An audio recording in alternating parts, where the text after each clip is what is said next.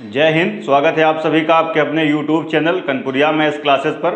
तो जैसा कि हमने इससे पहले की क्लास में काफ़ी सारे क्वेश्चन कर लिए थे और मैंने आपको बताया था कि परसेंटेज की बेसिक अंडरस्टैंडिंग पर 3 तरह के क्वेश्चन बेस्ड होते हैं। मैंने बताया था कुछ क्वेश्चन होते हैं स्टूडेंट पास फेल वाले, कुछ होते हैं इलेक्शन वाले, और कुछ क्वेश्चन मैंने बताया था कौन कौन से होते हैं वेन डायग्राम वाले क्वेश्चन होते हैं। कुछ क्वेश्चन कौन कौन से होते हैं मैंने आपको बताया था वेन डायग्राम वाले क्वेश्चंस होते हैं। ठीक है भाई, तो आज हम लोग क्या करेंगे, इन क्वेश्चंस को हम लोग डिस्कस करेंगे। वेन डायग्राम वाले क्वेश्चन जो है आज अपन लोग डिस्कस करने वाले हैं। तो चलिए फिर देखते हैं आज की क्लास का पहला क्वेश्चन। और इससे पहले मैं आपको बता दूं कि 27 नंबर तक मैंने आपको करा दिया था। 28 नंबर क्वेश्चन से हम लोग क्या करेंगे, आज स्टार्ट करेंगे। ठीक है भाई, तो देखते हैं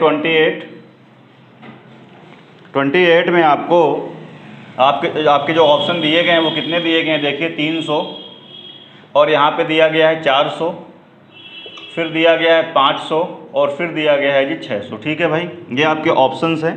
कहता क्या है, 2 सब्जेक्ट की बात हो रही है। एक कक्षा में कहता है इंग्लिश, 2 सब्जेक्ट की बात हो रही है। इंग्लिश की बात हो रही है और किसकी बात हो रही है, मैथ्स की बात हो रही है। पेपर में कहता है कि एक कक्षा में 70% विद्यार्थी इंग्लिश में पास हो गए हैं। तो इंग्लिश में जो पास वाले विद्यार्थी हैं वो कितने हैं, तो पेपर में कहता है 70% पास हो गए हैं। और पेपर में आपसे कहता है कि 65% मैथ में पास हो गए हैं। इसका मतलब है मैथ की अगर हम लोग बात करें तो मैथ में कितने पास हुए हैं, 65% पास हो गए हैं। बात समझ आ रही। अच्छा एक बात बताइएगा, 70% पास हुए हैं तो यहाँ से आप 1 सेकंड में लिख सकते हैं फेल कितने हुए होंगे। तो इसका मतलब है इंग्लिश में फेल हुए होंगे 30%, और अगर हम लोग मैथ की बात करें तो मैथ में फेल हुए कितने, मैथ में फेल हुए हैं 35%। जाहिर सी बात है 65 जब पास हुआ है तो इसका मतलब है 35 क्या हुआ होगा, फेल हुआ होगा। आगे एक लाइन और आपको दिए कि यदि कह रहा है 27% विद्यार्थी दोनों में अनुत्तीर्ण हो गए, इसका मतलब है इंग्लिश और प्लस क्या, मैथ्स, दोनों मिला करके, दोनों सब्जेक्ट में मिला करके कितने परसेंट विद्यार्थी फेल हो गए हैं। तो कहता है 27% विद्यार्थी ऐसे हैं जो दोनों में क्या हुआ है, फेल हो गए हैं। अच्छा एक चीज़ आपको और दी है, पेपर में कहता है कि 248 विद्यार्थी दोनों विषय में पास भी हो गए। और एक चीज़ और दी है कि इंग्लिश और मैथ दोनों में मिला करके जो पास हुआ है विद्यार्थी वो संख्या में कितना दिया गया है, 248। तो पेपर में आपसे कहता है कि कुल विद्यार्थियों की संख्या आप बताइए कितनी है। तो आपको बताना क्या है, आपको बताना है कि जो टोटल स्टूडेंट हैं वो कितने हैं। आपको बताना है कि जो टोटल स्टूडेंट्स हैं वो कितने हैं। क्लास में कह रहा है कुल विद्यार्थी कितने हैं। बात समझ आ रही है। तो इस तरह के देखो क्वेश्चन को करने के बहुत सारे तरीके होते हैं। जो मैं तरीका बता रहा हूँ इसमें समय भी आपका बहुत कम लगेगा, और दूसरी बात है कि क्वेश्चन के गलत होने की जो प्रोबेबिलिटी है वो बिल्कुल ना के बराबर है। तो क्वेश्चन को देखते हैं आराम से कैसे करेंगे। देखिए 2 सब्जेक्ट की बात हो रही तो हम क्या करेंगे, 2 सर्कल बना लेते हैं। 2 सर्कल मैंने बना लिए। पहला है ये इंग्लिश के सब्जेक्ट का और दूसरा सर्कल है ये मैथ्स के सब्जेक्ट का। अच्छा जी मैंने कट क्यों कराया, आपने क्लास 9th में पढ़ा होगा सेट का टॉपिक, इंटरसेक्शन होता था, यूनियन होता था। तो मैंने कट इसलिए कराया कि देखिए दोनों का खाका आपको दिया गया है, दोनों में कितने फेल हुए हैं, 27% फेल हुए हैं। तो यानी दोनों का मतलब है कि कुछ इसमें इसका आएगा और कुछ इसमें इसका आएगा, इसलिए मैंने कुछ पार्ट क्या किया है, मिक्स कर दिया है। अब क्वेश्चन को हम लोग उठाएंगे कहाँ से, ठीक है भाई, कहाँ से क्वेश्चन को उठाएंगे। तो ध्यान रखिएगा जो चीज़ ये आपको दोनों में दी जाएगी वहीं से हम क्वेश्चन को सॉल्व करना स्टार्ट करेंगे। ध्यान रखेंगे मेरी बात को, जो चीज़ ये दोनों में दी जाएगी, दोनों में फेल कह रहा है 27% है तो इसका यूज करेंगे, और फेल वाले यहाँ इसका यूज करेंगे और इसका यूज करेंगे। और ये आया कहाँ से है, ये इसकी मदद से आया है कि जब 70% पास हुए हैं तो 30% फेल होंगे, और यहाँ 65 पास हुए हैं तो 35 क्या होंगे, फेल होंगे। तो हम क्या करेंगे, जो चीज़ दोनों में दी गई होगी वहाँ से क्वेश्चन को स्टार्ट करेंगे। तो दोनों में क्या दिया गया है, 27% फेल होते हैं, मतलब 27% ये यहाँ पर आएगा। ये 27% वो विद्यार्थी हैं जो इंग्लिश में भी फेल हो गए, मैथ में भी फेल हो गए। अब मेरी बात को ध्यान से सुनिएगा, इसका मतलब ये हुआ कि 27% वो विद्यार्थी हैं जो दोनों में फेल हो गए, मैथ में भी फेल हो गए और किस में फेल हो गए, इंग्लिश में भी फेल हो गए। अब अगर हम इसको थोड़ी देर के लिए छिपा लेते हैं तो दिख रहा है कि 27% इंग्लिश में फेल आप यहाँ शो कर चुके हैं, और टोटल कितने फेल हुए हैं, 30%। इसका मतलब 3% आप और यहाँ रख दीजिए। अब यहाँ देखिए थोड़ा सा, इंग्लिश में फेल हुए हैं 35%, आप 27% यहाँ पे रख चुके हैं, तो 27 पहले से आ चुका है, टोटल है 35, तो कितना बचा है यहाँ पे, ये 8% और बचा। अब आप मुझे बताओ कि इस सर्कल के अंदर जो ये टोटल लिखा हुआ है, ये वो विद्यार्थी हैं जो किसी न किसी सब्जेक्ट में पक्का फेल हुए हैं। कुछ 3% केवल इंग्लिश में फेल हुए हैं, 8% केवल मैथ्स में फेल हुए हैं, और टोटल कितने फेल हुए हैं, और दोनों में कितने फेल हुए हैं, 27। तो इसका मतलब है मैं यहाँ से कह सकता हूँ कि किसी न किसी सब्जेक्ट में फेल वाला विद्यार्थी, ठीक है, किसी न किसी सब्जेक्ट में फेल विद्यार्थी कितने हैं, तो 27, 3, 30 और 8 कितना हो जाएगा, 38। अगर 38% वो विद्यार्थी हैं जो किसी न किसी सब्जेक्ट में फेल हुए हैं, तो फिर किसी ना किसी सब्जेक्ट में पास वाले विद्यार्थी यहाँ से कितने आ जाएंगे, तो पास वाले विद्यार्थी कितने आ जाएंगे, 62% विद्यार्थी ऐसे होंगे जो किसी ना किसी सब्जेक्ट में पक्का पास हुए हैं। ठीक है भाई, अब देखिए मेरे हिसाब से कितना हुआ 62%, और यहाँ कितना आपको दिया गया है 248, तो आप क्या कह सकते हैं 62% की वैल्यू कितनी है, 248 कितनी बार जाएगा, 4 बार मुझे लग रहा जाएगा, तो यहाँ से 1% की वैल्यू कितनी आ जाएगी, 4। कह रहा है टोटल विद्यार्थी क्लास में कितने हैं, तो टोटल विद्यार्थी का मतलब कितना होगा 100%, ये कितना आ जाएगा यहाँ से 400। तो आपके क्वेश्चन का जो करेक्ट आंसर हो जाएगा वो कितना हो जाएगा मेरे भैया 400। तो आपके क्वेश्चन का जो करेक्ट आंसर होगा वो कितना होगा 400। ठीक है भाई, एक सेकेंड,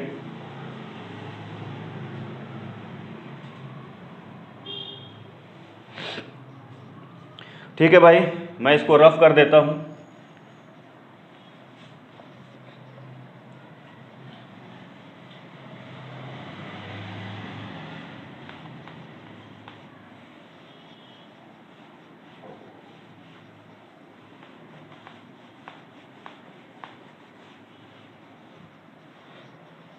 आइए बच्चों बढ़ते हैं अगले क्वेश्चन की ओर। 28 आपने देखा, 29 की ओर बढ़ते हैं। 29 की ओर बढ़ते हैं। 29 के देखिए ऑप्शन आपको क्या क्या दिया गया है। 240 पहला ऑप्शन दिया गया है, दूसरा दिया गया है 250, फिर दिया गया है 260, फिर दिया गया है कितना 270। ठीक है भाई, तो पेपर में कहता है कि एक कक्षा में फिर से वही बात कह रहा है कि 80% विद्यार्थी मैथ में पास हो गए, यानी आपसे कह रहा है कि मैथ्स में पास हो गए कितने, मैथ्स में पास हो गए हैं 80%। तो यहाँ से फेल का भी लिख सकते हैं आप, 1 सेकंड लगेगा, कितना फेल हुआ 20%, हाँ या ना। कह रहा है इंग्लिश में पास हो गए 30%, दूसरा सब्जेक्ट फिर से है इंग्लिश, इंग्लिश में कह रहा है पास हो गए हैं कितने 70%। अगर पास हो गए हैं तो इसका मतलब फेल कितने हुए होंगे 30%, इसका मतलब है मेरे भैया इंग्लिश में फेल हुए हैं। पेपर में कहता है यदि 10% विद्यार्थी दोनों विषयों में फेल हो गए, इसका मतलब है इंग्लिश की बात करें और प्लस मैथ की बात करें, दोनों में मिला करके जो फेल हुए हैं वो कितने फेल हुए हैं 10% विद्यार्थी फेल हुए हैं। और साथ साथ एक चीज़ आपको ये दी हुई है कि 144 विद्यार्थी दोनों विषयों में पास हैं, और साथ साथ आपको ये क्या दिया गया है कि इंग्लिश और प्लस मैथ्स दोनों में मिला के कितने विद्यार्थी पास हुए हैं। तो पेपर में कहता है पास हुए हैं कितने 144 विद्यार्थी ऐसे हैं जो कह रहा है दोनों विषयों में उत्तीर्ण हुए हैं। तो आपको बताना है कुल विद्यार्थियों की संख्या। क्या बताना है, कुल विद्यार्थियों की संख्या। ध्यान से देखेंगे, आप चाहें तो वेन डायग्राम बना लें या ना बनाना चाहें तो आप रख सकते हैं। देखिए इंग्लिश में कितने फेल हुए हैं, मैथ में कितने फेल हुए हैं 20%, 10% पहले से आ चुका है, तो 10% आपको यहाँ से मिल जाएगा।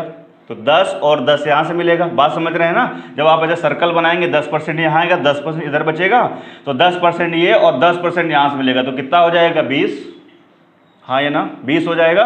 उसके बाद में 10% पहले से आ चुका होगा और यहाँ टोटल कितना फेल हुआ है 30, तो यहाँ से कितना मिलेगा 20, तो 20 10 30 10 कितना हो जाएगा 40। मैं एक बार फिर से डायग्राम बना देता हूँ। मैंने क्या बोला, ऐसे बोला कि ये हो गया मैथ्स का और ये हो गया इंग्लिश का, दोनों में फेल कितना हुआ है 10%। ये ना बनाएंगे पेपर में तो आप डायरेक्ट कर पाएंगे, वो बात मैं बोल रहा था। अब मैथ में 10% पहले से आ चुका है, टोटल कितना फेल हुआ है 20, तो 10 यहाँ बचेगा। और इसमें टोटल फेल हुआ है 30 और 10 पहले से आ चुका है, तो यहाँ कितना बचेगा 20।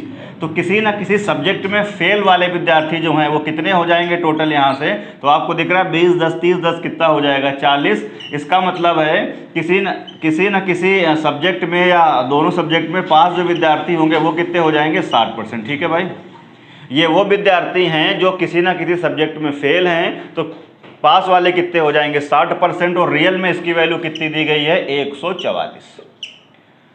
इसको सॉल्व कर देंगे यहाँ से, तो ये 10% आ जाएगा। इसका देखिए भाग जाएगा 6 दूनी 12 और 6 चौको 24, तो 10% की वैल्यू कितनी आ गई? 24 आ गई। पेपर में आपसे कह रहा था कि टोटल स्टूडेंट आपको बताने हैं, तो टोटल स्टूडेंट कितना होगा? 100% होगा। इसका मतलब है 100% की वैल्यू क्या आ जाएगी? 240। इसका मतलब करेक्ट आंसर कितना हो जाएगा आपका? ए पार्ट इसका क्या होगा? करेक्ट आंसर होगा। उम्मीद कर रहा हूँ चीज़ें बहुत ही अच्छे से क्लियर हो रही होंगी। अब इस तरह का क्वेश्चन और लेते हैं, एक दो क्वेश्चन और करते हैं इस तरह के, ताकि आपको एकदम से चीज़ें क्लियर हो जाएं। ठीक है भाई, चलिए बढ़ते हैं अगले सवाल की ओर।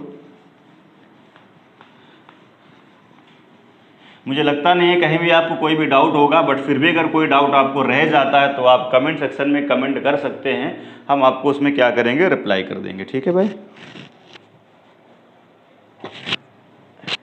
हाँ जी, बढ़ते हैं अगले सवाल की ओर।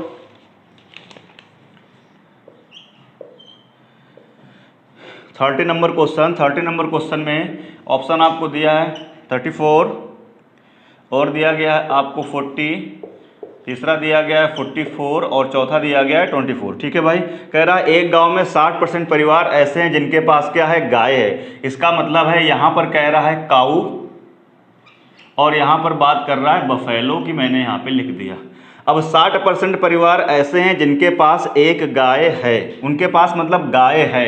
इसका मतलब है 60% परिवार ऐसे हैं जिनके पास गाय है। गाय की बात हो रही है और टिक मैंने कर दिया, इसका मतलब उनके पास गाय है। ठीक है भाई, शॉर्टकट में लिख रहे हैं। पेपर में कहता है कि 30% परिवार ऐसे हैं जिनके पास एक भैंस है। इसका मतलब है बफेलो, यानी 30% परिवार ऐसे हैं जिनके पास पक्का भैंस है, यानी मैंने कह दिया कि हाँ जी भैंस है, टिक कर दिया। 15% परिवारों के पास एक गाय और एक भैंस दोनों है। इसका मतलब है काऊ और प्लस बफेलो, ये है कितने परसेंट परिवारों के पास? 15% परिवार ऐसे हैं जिनके पास गाय और भैंस क्या है? दोनों है। पेपर में कहता है 15% परिवारों के पास एक गाय और एक भैंस दोनों है।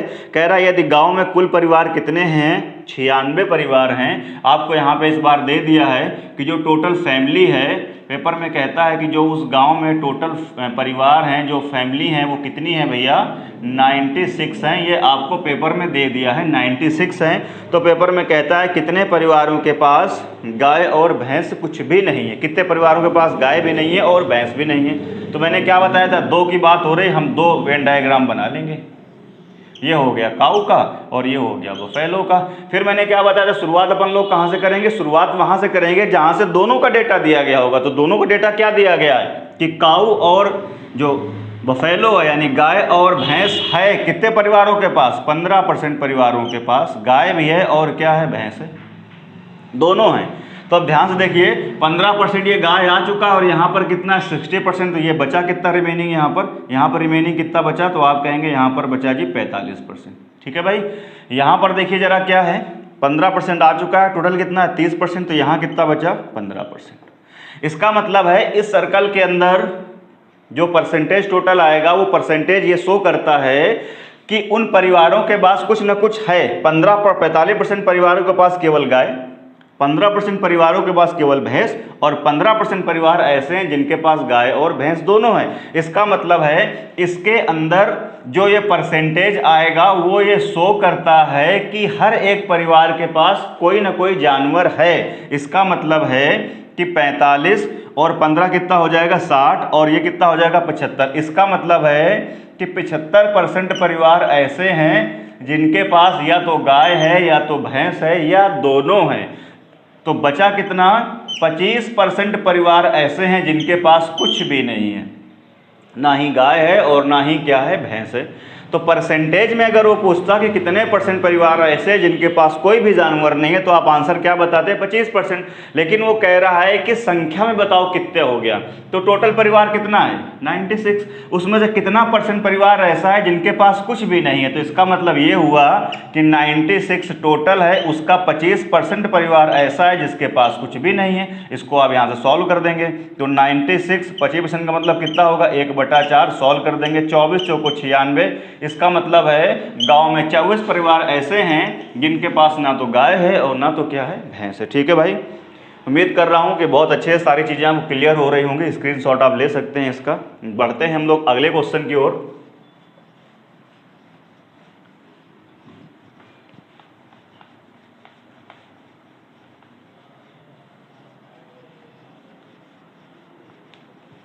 अब इस टाइप का एक सवाल और लेते हैं, और काफ़ी लेंदी क्वेश्चन है, लेकिन बहुत ही मज़ा आएगा आपको उस क्वेश्चन को करके, क्योंकि चीज़ें आपको एकदम क्लियर हो रही हैं। देखते हैं यहाँ से 31, कौन सा मेरे भाई 31 में देखिए क्या कह रहा है। ऑप्शन में दिया है 20%, और यहाँ पर आपको दिया गया है 15%, यहाँ पर आपको दिया गया है 10%, और यहाँ पर जी आपको दिया गया है 5%। पेपर में कहता है कि कोई एक कंपनी है, उसमें बहुत सारे क्या है मजदूर जो हैं वो काम करते हैं।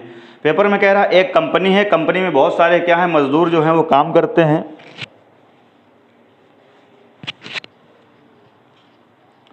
एक कंपनी है, उस कंपनी में बहुत सारे मजदूर काम करते हैं, और उस कंपनी में 55% मजदूर ऐसे हैं जो केवल चाय पीते हैं। चाय मतलब मैं टी से शो करूंगा, तो टी पीने वाले कितने बंदे हैं, तो कहता है कि चाय पीने वाले जो बंदे हैं वो कितने हैं। पेपर में कहता है 55% ऐसे लोग हैं जो केवल टी यानी चाय पीते हैं। कॉफ़ी पीने वाले 45% मैं सी से शो करूंगा, तो कॉफ़ी पीने वाले कितने लोग हैं जी 45% हैं। बहुत बढ़िया। दूध पीने वाले भी केवल 40% ऐसे लोग हैं, यानी मिल्क जो पसंद करते हैं। मिल्क पसंद करने वाले कितने लोग हैं, तो वो पेपर में कहता है कि 40% ऐसे लोग हैं कंपनी में जो सिर्फ और सिर्फ दूध पसंद करते हैं। अब कहता है कंपनी में कुछ बंदे ऐसे भी हैं जो दो दो चीज़ें पसंद करते हैं। तो कह रहा उनमें से 20% चाय और दूध पसंद करते हैं, यानी चाय मतलब टी और क्या मिल्क, दोनों पसंद करने वाले कितने लोग हैं कंपनी में मेरे भाई 20% हैं। आगे कहता है कि उनमें से 20% चाय और दूध पसंद करते हैं, 20% कॉफ़ी और दूध पसंद करते हैं। कॉफ़ी और मिल्क ये भी दोनों पसंद करने वाले कितने परसेंट लोग हैं 20% लोग हैं। और आगे आपसे कंपनी में कहता है कि 25% ऐसे हैं जो चाय और कॉफ़ी पसंद करते हैं, यानी चाय मतलब टी और कॉफ़ी मतलब सी, दोनों पसंद करने वाले कितने लोग हैं 25%।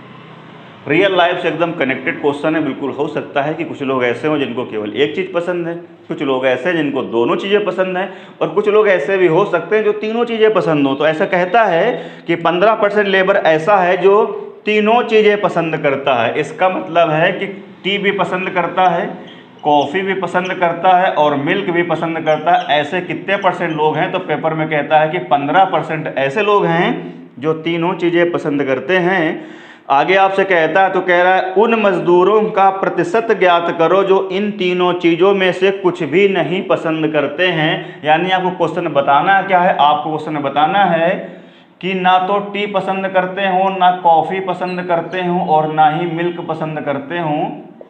इस बात को आपको ज्ञात करना है कि कितने परसेंट ऐसे लोग हैं, कट का मतलब नहीं पसंद करते हैं, यानी कितने परसेंट लोग पेपर में कहता है कंपनी में ऐसे हैं जो तो ना चाय पसंद करते हैं, ना कॉफ़ी पसंद करते हैं, और ना दूध पसंद करते हैं। तो अपन ने क्या बताया था, हमने बताया था आपको कि 2 की बात होगी तो 2 सर्कल खींचेंगे, अब की बार 3 की बात हो रही 3 सर्कल ड्रॉ करेंगे। तो हमने यहाँ पे 3 सर्कल ड्रॉ कर लिए, ये पहला, ये आपका दूसरा, और ये मैंने आपका खींच दिया कौन सा तीसरा।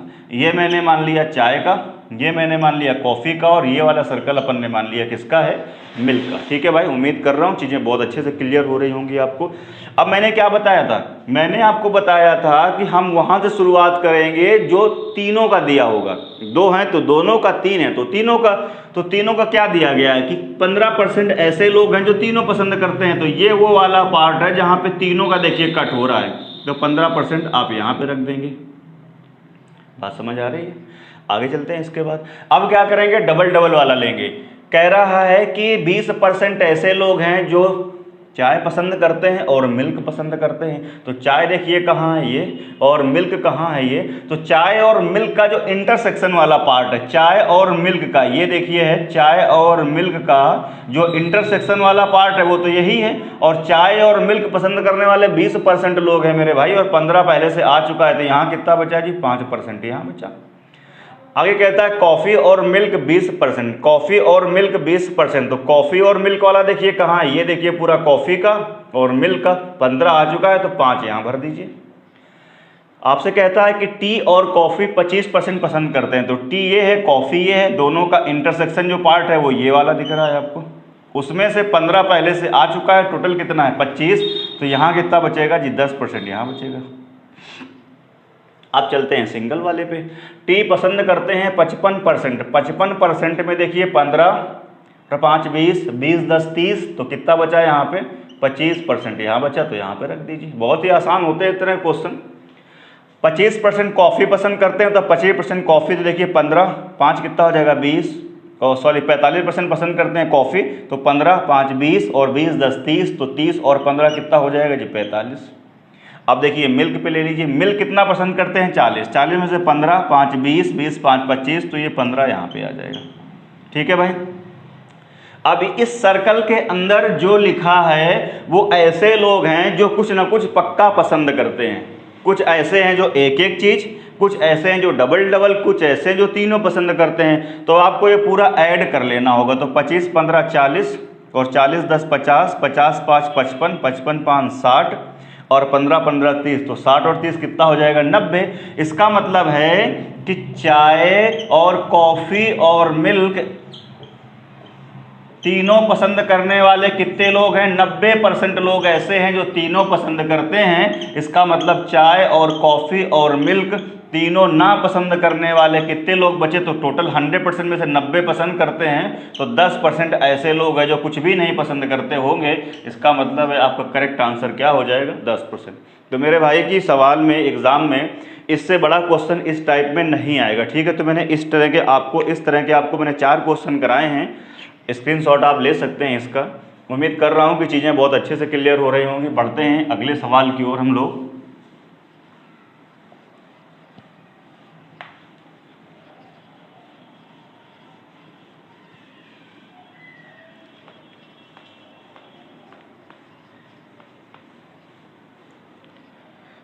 बढ़ते हैं अगले क्वेश्चन की ओर। अब देखिए अगला क्वेश्चन करने से पहले अगला जो टाइप है हमारा वो देखिए कांस्टेंट पर बेस्ड। ठीक है भाई। परसेंटेज में एक टाइप वो भी होता है जिसमें क्या होता है, हमें फोकस किस बात पर करना होता है, हमें फोकस करना होता है कांस्टेंट पर। किस पर फोकस करना है मेरे भाई, आपको कांस्टेंट पे फोकस करना है। मैं पूरा समझाता हूँ इस बात को। कांस्टेंट पे फोकस करने का क्या मतलब है कि जैसे पहले एक बाल्टी में 6 लीटर दूध था और 4 लीटर पानी था। ठीक है भाई। अब आपने क्या करा कि बाद में उसमें 1 लीटर पानी और मिला दिया, तो कांस्टेंट क्या रहा, उसमें दूध कांस्टेंट रहा क्योंकि पहले भी 6 लीटर था, बाद में भी 6 लीटर रहेगा। लेकिन पानी बदल गया, पानी पहले 4 लीटर था और आपने क्या करा 1 लीटर और मिला दिया। इस बात को मैं एग्जाम्पल के मतलब पूरा समझते हैं एग्जाम्पल के माध्यम से। ये जैसे एक वेसल है, इस वेसल में यहाँ पे लिख रहा हूँ मैं मिल्क और यहाँ पे लिख रहा हूँ वाटर। मिल्क है आपका 6 लीटर और वाटर है आपका 4 लीटर। ठीक है भाई। तो यहाँ पर अगर मैं आपसे कहता हूँ कि मिल्क का परसेंटेज बताओ, तो देखिए मिल्क का परसेंटेज कितना होगा। तो मिल्क है 6 लीटर, कितने में से 10 में से परसेंटेज लाना, इनटू आप क्या कर देंगे 100। सॉल्व करेंगे तो कितना आ जाएगा 60% यहाँ से मिल्क आ जाएगा। और अगर आप वाटर का परसेंटेज बताएंगे तो आप लिख सकते हैं 60% अगर दूध है तो 40% क्या हो जाएगा पानी। अब देखिए क्या हुआ कि अब क्या हुआ, इसमें जो मटेरियल था, इस मटेरियल से इस वेसल में जाने के लिए मैंने क्या किया, ऐड कर दिया। मैंने क्या ऐड कर दिया, 1 लीटर हमने ऐड कर दिया वाटर। क्या ऐड कर दिया जी, वाटर। इसका मतलब ये हुआ कि मिल्क पहले कितना था 6 लीटर, तो अभी भी 6 लीटर रहेगा। लेकिन आपने 1 लीटर पानी ऐड कर दिया तो अब पानी कितना हो जाएगा 5 लीटर। ठीक है भाई। तो आप मुझे बताओ वेरिएशन किस चीज़ का हो रहा है। ध्यान सुनिए मेरी बात को, आप बताइए वेरिएशन किस चीज़ का हो रहा है या वेरिएट कौन सी चीज़ कर रही है। तो आप कहेंगे वेरिएशन हो रहा है, या वेरिएट कौन सी चीज़ कर रही है, तो वेरिएट कर रहा है वाटर। तो फिर कांस्टेंट क्या है आपको दिख रहा है। तो फिर कांस्टेंट क्या है, कांस्टेंट है इसमें मिल्क।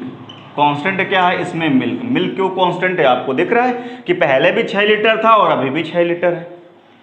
अब देखिए जो लोग प्रैक्टिकल लाइफ से अगर इसको हम कनेक्ट करें तो बात समझ आ रही होगी कि इसमें दूध जितना गाढ़ा होगा उसकी अपेक्षा इसमें दूध थोड़ा पतला हो जाएगा। क्यों, क्योंकि यहाँ पर 4 लीटर पानी था और 6 लीटर दूध था। अब तुमने 1 लीटर पानी और मिला दिया तो दूध यहाँ पतला हो जाएगा, क्योंकि दूध का परसेंटेज अब कम हो जाएगा, पानी का परसेंटेज बढ़ जाएगा। अगर आप थोड़ा सा और पानी मिला दें तो ये और पतला हो जाएगा, और पानी मिला दें तो और पतला हो जाएगा। तो खैर ये सब बातों को हम करेंगे मिक्सचर इरिगेशन में। अभी जो मेन बात है वो मेन बात ये है कि जो चीज़ आपने ऐड कर दी वो तो वेरिएट करेगी, और जो चीज़ आपने ऐड नहीं करी वो कांस्टेंट रहेगी। अच्छा, एक बार यहाँ पर देख लेते हैं मिल्क का परसेंटेज कितना हो जाएगा। तो मिल्क कितना है 6, कितने में से 11 में से इंटू क्या करेंगे 100। अब हमने लिखाया है 1/11, 09.09%। अगर 6 का मल्टीप्लाई होता है, बेसिक क्लास में मैंने बताया है, तो कितना हो जाएगा 54 दशमलव कितना हो जाएगा 9 छोके 54, 14 दशमलव कितना हो जाएगा 54%। और अगर आप यहाँ से वाटर का परसेंटेज निकालते हैं तो वाटर कितना है 5, कितने में से टोटल 11 में से इंटू आप क्या करेंगे 100। तो 1/11 फिर वही बात है 9.9% होगा, 09.09%, 5 का मल्टीप्लाई कर देंगे तो यहाँ से कितना हो जाएगा 45 दशमलव कितना हो जाएगा 45%। ठीक है भाई, तो जरा ध्यान से देखिए, दूध का परसेंटेज पहले कितना था 60 और अब कितना हो गया देखो 54.54%। तो दूध का परसेंटेज कम हो गया लेकिन पानी का परसेंटेज बढ़ गया, पहले था 40 अब कितना हो गया 45.45%। तो जाहिर सी बात है आपने पानी ऐड किया तो पानी का परसेंटेज बढ़ेगा, दूध का परसेंटेज कम हो जाएगा। लेकिन फिर से मैं बोल रहा हूं कि क्वांटिटी में, किसमें, बात यहां पर परसेंटेज में तो कम ज़्यादा होगा। यहाँ परसेंटेज ज़्यादा है, यहाँ परसेंटेज कम है, इसका यहाँ परसेंटेज कम है, यहाँ परसेंटेज ज़्यादा हो जाएगा, क्योंकि जब आप वाटर ऐड करेंगे तो वाटर का परसेंटेज बढ़ेगा और दूध का परसेंटेज कम होगा। लेकिन बात हो रही है क्वांटिटी की, किसकी बात हो रही है क्वांटिटी की। तो क्वांटिटी में मिल्क देखिए मेरे भैया अभी भी क्या है कांस्टेंट है, क्या है कांस्टेंट है क्वांटिटी में। इसमें भी 6 लीटर था और अभी भी 6 लीटर है। इस बर्तन की अपेक्षा इस बर्तन में दूध थोड़ा पतला हो जाएगा, लेकिन क्वांटिटी की बात करेंगे तो 6 लीटर अभी भी था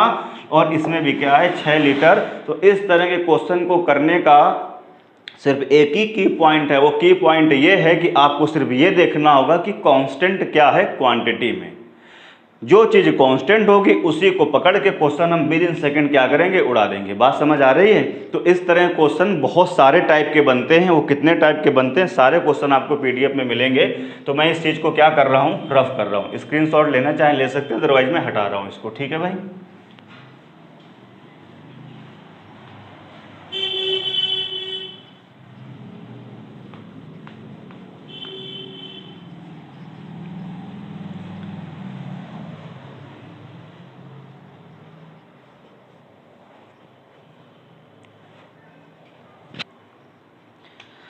तो आइए बच्चों बढ़ते हैं फिर अगले सवाल की ओर। तो 32, 31 तक मैंने कराया, फिर कुछ कंसेप्ट बताया, उसके बाद अब बात करते हैं 32 की। तो 32 में देखिए जी क्या दिया हुआ है, 16 दशमलव पेपर में कहता है 6% और दूसरा आपको दिया गया है 14 दशमलव कितना दिया गया है 28%। आगे आपको दिया गया है क्या 12.5% और अगला ऑप्शन आपको दिया गया है 11.11%। बात इज क्लियर और नोट। पेपर में कहता है कि 20 लीटर शराब वाले 5 लीटर मिश्रण में 2 लीटर पानी मिला दिया जाता है, 2 लीटर पानी ऐड कर दिया जाता है। इसका मतलब है कि सवाल में क्वेश्चन में आपको दे रहा है कि ऐड क्या करता है, ऐड करता है वो क्या, वाटर। इसका मतलब है वाटर का इसमें क्या हो रहा होगा, वेरिएशन हो रहा होगा। तो आप मुझे बताइए कांस्टेंट क्या रहेगा। तो कांस्टेंट रहेगी इसमें शराब या अल्कोहल, कुछ भी आप कह लें, शराब या अल्कोहल क्वांटिटी में क्या रहेगी, कांस्टेंट रहेगी। अब मैंने बताया क्या कि पहले कितना था 5 लीटर, इसमें शराब कितनी थी जी 20%। ठीक है भाई। अब इसमें जब वो वाटर ऐड कर देगा तो वाटर का परसेंटेज बढ़ जाएगा, शराब का परसेंटेज कुछ और हो जाएगा। तो अब पेपर में कहता है कि 5 लीटर था और उसने 2 लीटर और ऐड कर दिया। तो पेपर में कहता है कि अब जो आपका अल्कोहल है, बात समझ रहे हैं, उसका परसेंटेज कितना होगा। तो मैंने क्या बताया था अभी थोड़ी देर पहले जो समझाया था कि वाटर इधर ज़्यादा था उधर वाटर कम हो गया था, यानी परसेंटेज तो वाटर का बदल गया था। यानी यहाँ अगर 20% तो अब यहाँ 20 नहीं रहेगा, कुछ और परसेंटेज हो जाएगा। वही आपसे पूछ रहा है। तो मैंने मान लिया कितने परसेंट हो जाएगा, x% हो जाएगा। लेकिन जितना क्वांटिटी में अल्कोहल इधर होगा उतना ही क्वांटिटी में अल्कोहल इधर भी होगा, इसलिए हम क्या करेंगे, दोनों को आपस में बराबर कर देंगे। बात समझ आ रही है? परसेंटेज से परसेंटेज कैंसिल आउट कर देंगे, 20 पाँचे कितना हो जाएगा 100, और ये कितना हो जाएगा 7x। अगर अपन यहाँ से x की वैल्यू निकालते हैं तो कितना हो जाएगा 1/7 इंटू कितना हो जाएगा 100। और जैसे ही आप 1/7 देखते हैं याद आना चाहिए 14 दशमलव कितना हो जाएगा 28%, यही मैंने लिखाया है भाई। तो कितना हो जाएगा 14 दशमलव कितना हो जाएगा 28%। तो करेक्ट आंसर कौन सा हो जाएगा आपका बी पार्ट। तो उम्मीद कर रहा हूँ कि ये क्वेश्चन बहुत अच्छे समझ में आया होगा। ठीक है भाई, बढ़ते हैं अगले क्वेश्चन की ओर। अगला क्वेश्चन देखिए 33, बहुत ही आसान है, वो मैं आपके लिए होमवर्क के लिए छोड़ रहा हूँ। इसके बाद बढ़ते हैं 34 की ओर। ठीक है भाई,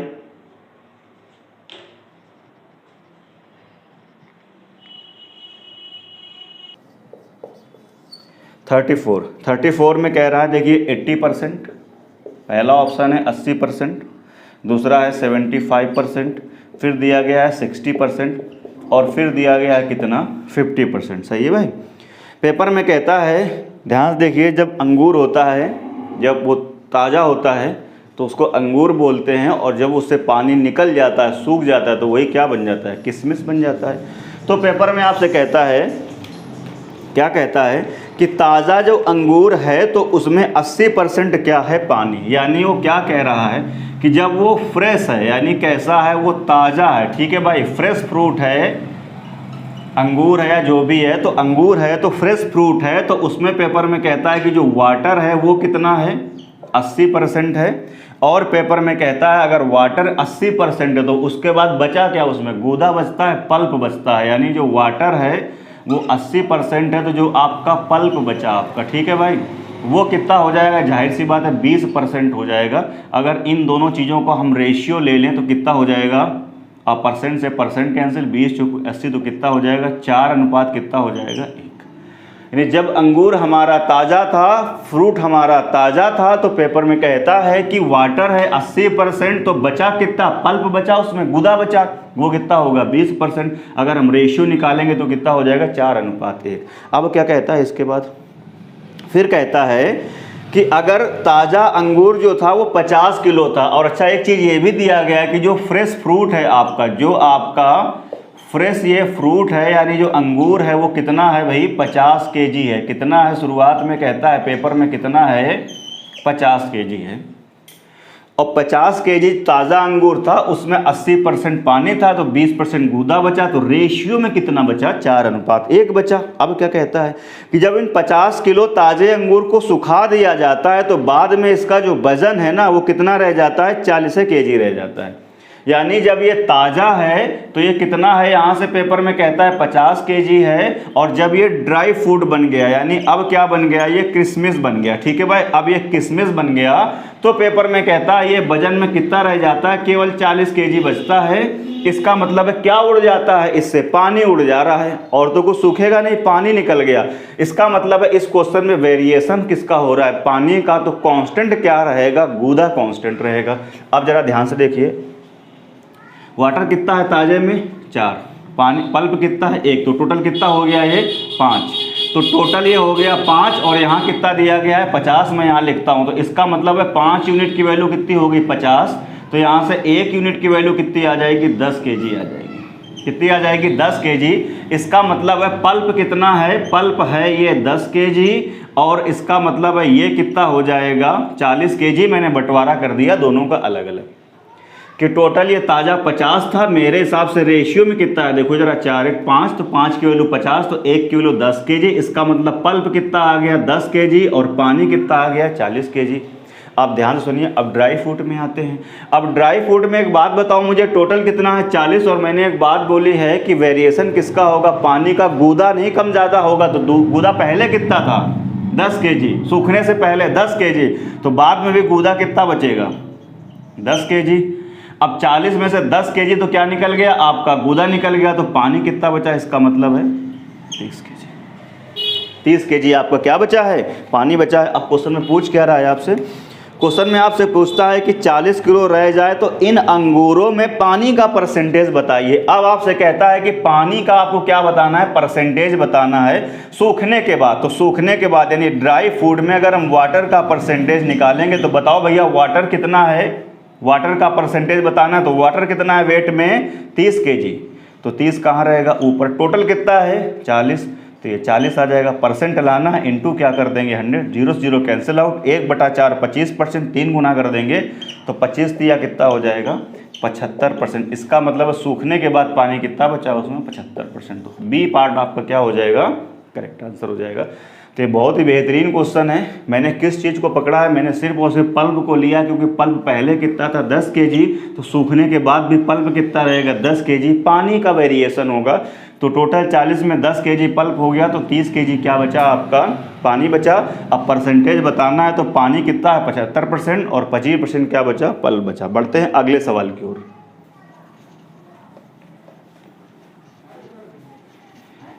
बहुत ही बेहतरीन क्वेश्चन है। मैंने बताया कि पूरा PDF आप कर लेंगे तो हर एक बुक के क्वेश्चन आप सॉल्व कर ले जाएंगे। तो 34 हो गया, 35 देख लेते हैं एक बार। हाँ जी 35 में कह रहा है 1000 kg, पहला ऑप्शन दिया गया है 1000 kg, दूसरा दिया गया है 1125 kg, तीसरा दिया गया है आपका 1100 kg और चौथा दिया गया है 1225 kg। क्वेश्चन है क्या, फिर से वही कह रहा है कि ताज़ा अंगूर है, यानी फिर से वही है फ्रेश फ्रूट है। फ्रेश फ्रूट मैं यहाँ पे लिख रहा हूँ, यानी मैं यहाँ पे लिख रहा हूँ फ्रेश फ्रूट। तो फ्रेश फ्रूट में पेपर में कहता है जो वाटर है आपका, जो वाटर है वो कितना है 80% है। जो वाटर है आपका वो कितना है आपका 80%। तो जाहिर सी बात है पल्प कितना बचा है यहाँ से 20%। तो रेशियो अगर हम निकालें इन दोनों का तो कितना निकल के आएगा, अभी आपने किया था 4 रेशियो कितना हो जाएगा 1, यानी 4:1 का रेशियो आ जाएगा। आगे चलते हैं। जबकि पेपर में कहता है शुष्क अंगूर यानी ड्राई फ्रूट में 10% पानी है। ड्राई फ्रूट में क्या है 10% पानी है। अब मैं यहाँ पे लिख रहा हूँ ड्राई फ्रूट, ठीक है भाई। ड्राई फ्रूट में पेपर में कहता है 10% क्या है पानी है, इसका मतलब है 90% आपका क्या बचेगा, 90% क्या बचेगा उसमें पल्प बचेगा भाई। टोटल तो 100% चीज़ होती है। तो पेपर में कहता है कि शुष्क में 10% अगर क्या है पानी है, तो इसका मतलब है 90% क्या हो गया पल्प हो गया। अगर हम इसको सॉल्व कर लेते हैं तो परसेंट से परसेंट कैंसिल, 0 से 0 कैंसिल, तो यहाँ से कितना हो जाएगा 1:, कितना हो जाएगा ये 9, कितना हो जाएगा 1:9। अब एक चीज़ दिया है, यदि सूखे अंगूर का वजन 250 kg है, तो जब ये ताज़ा रहा होगा तो कह रहा उसका कितना वजन रहा होगा। ठीक है भाई, ये चीज़ दी गई है, हम करते हैं इसको। अब ध्यान से देखो जरा, इस बार क्या कह रहा है पेपर में, कह रहा है ताजे का रेशियो 4:1 है, सूखे का रेशियो 1:9 है। मैंने एक बात बोली है, क्या कम ज़्यादा नहीं होगा, गुदा कम ज़्यादा नहीं होगा, पानी कम ज़्यादा हो जाएगा। तो गुदा यहाँ कितना है 9 और यहाँ कितना है 1, तो दोनों को हमें क्या करना होगा बराबर करना होगा। तो यहाँ हमको किसका मल्टीप्लाई करना होगा 9 का मल्टीप्लाई करना होगा। तो यहाँ से नया रेशियो वाटर का और पल्प का कितना जनरेट हो जाएगा 9 चौके 36 हो जाएगा और 9 1 9 हो जाएगा। और यहाँ पर जो पल्प इसका वाटर और पल्प का रेशियो वो कितना हो जाएगा 1:9। ठीक है भाई, वो तो है ही है इतना। मैंने 9 का मल्टीप्लाई क्यों किया है कि पल्प यहाँ पर कितना है रेशियो में 1 और यहाँ कितना है 9, जबकि पल्प में कोई चेंजमेंट नहीं होगा, गूदे में कुछ बदलाव नहीं होगा, तो दोनों को बराबर करना। तो मैंने इसमें 9 का क्या कर दिया मल्टीप्लाई कर दिया। अब मेरे हिसाब से सूखे का वजन कितना है, ड्राई फ्रूट टोटल कितना हो गया, मेरे हिसाब से ड्राई फ्रूट रेशियो में कितना हो गया 10 यूनिट हो गया। और रियल में कहता है ये कितना दिया गया है क्वेश्चन में 250 kg। ये रियल में कितना दिया गया है 250 kg। इसको सॉल्व कर लेंगे यहाँ से। तो यहाँ से 1 यूनिट का वैल्यू कितना आ जाएगा मेरे भाई 25 kg आ जाएगा। पेपर में कह रहा है जब वो ताज़ा था ना तब कितना था, ताज़ा था तब कितना था। ताज़ा टोटल कितना देखो 36 9 45, इसका मतलब है 45 यूनिट की वैल्यू अगर हमें बतानी तो कितना हो जाएगा ये 45 और इंटू कितना हो जाएगा 25। सॉल्व कर लेंगे, 25 चौके 100 यानी कितना हो जाएगा 1000 और 25 पंचे 125, तो कितना हो जाएगा 1000 और 125 यानी कितना हो जाएगा 1125। यानी इसको सॉल्व करेंगे तो कितना आ जाएगा ये 1125 kg। कितना आ जाएगा 1125।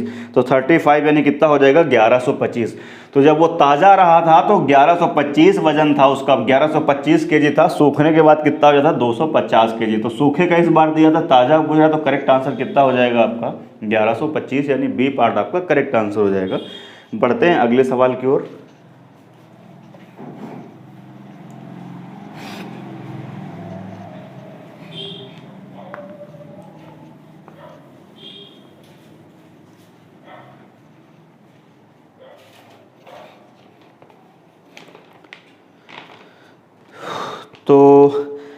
चलिए अगला क्वेश्चन जो आपका होमवर्क है, आप जो घर से खुद से ट्राई करके आएंगे, इसी तरीके के क्वेश्चन है, आसान है।